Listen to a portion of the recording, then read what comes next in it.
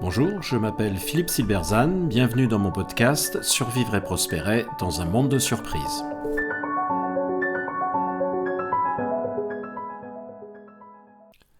L'innovation de rupture ou le triomphe de la sous-performance. On pense souvent que l'innovation de rupture réussit parce qu'elle est plus performante que les solutions actuelles, qu'elle traduit une forme de supériorité technologique. Mais il n'en est rien.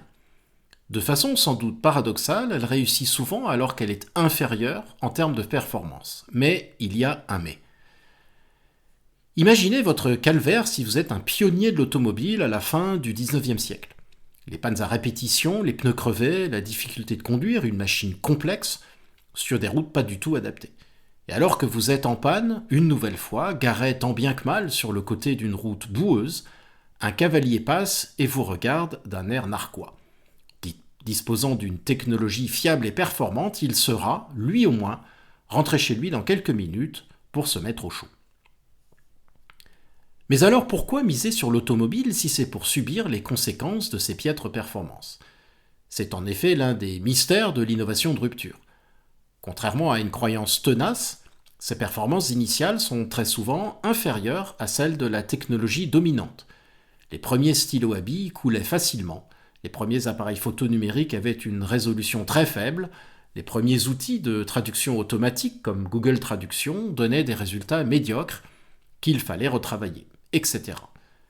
En bref, l'innovation de rupture semble toujours moins bien que la technologie dominante. Pourquoi dès lors réussit-elle à s'imposer ? Elle s'impose parce que, bien qu'inférieure sur les critères dominants de performance, elle introduit néanmoins de nouveaux critères sur lesquels elle domine la technologie actuelle. Au contraire du cheval, l'automobile n'a pas besoin de temps pour se reposer ou de temps pour manger. Elle peut aussi transporter plusieurs personnes et des charges très lourdes. Elle peut avoir un toit pour protéger des intempéries, etc. Mais surtout, elle résout un problème fondamental qui menaçait toutes les villes, les déjections. En effet, à la fin du XIXe siècle, les 150 000 chevaux qui transportaient des gens et des marchandises dans les rues de Manhattan, par exemple, produisaient 45 000 tonnes de crottin et des milliers de litres d'urine par mois, ce qui, outre les odeurs, posait d'évidents problèmes d'hygiène et de logistique pour s'en débarrasser. L'automobile émergente était une réponse évidente à ce défi.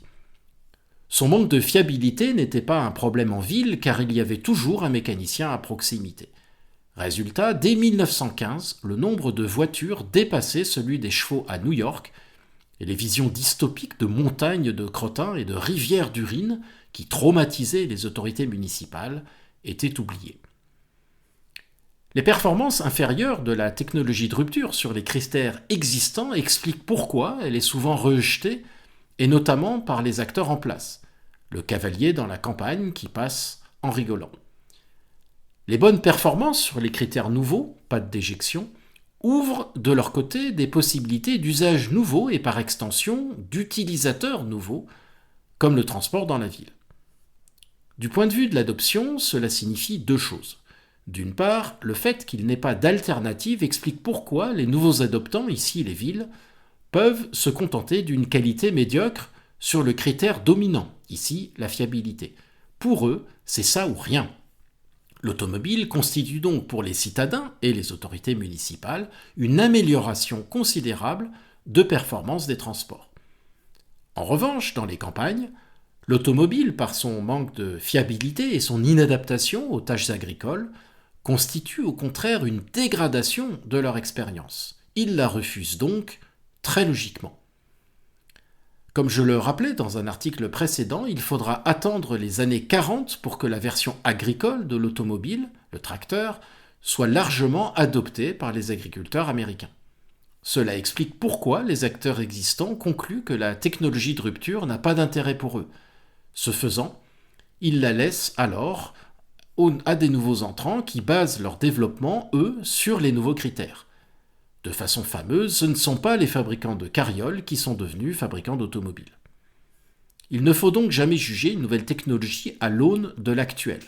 Si on attend qu'elle atteigne la supposée perfection de la technologie actuelle, alors on risque de se priver de son potentiel ou de le laisser exploiter par d'autres. Il ne faut pas la comparer à un idéal, mais aux alternatives réellement existantes. Il faut, en quelque sorte, accepter sa sous-performance sur les critères actuels et parier sur les nouveaux critères et sur les possibles qu'ils ouvrent. Merci de votre attention. Vous pourrez retrouver cette chronique et bien d'autres sur mon blog philippe-silberzan.com.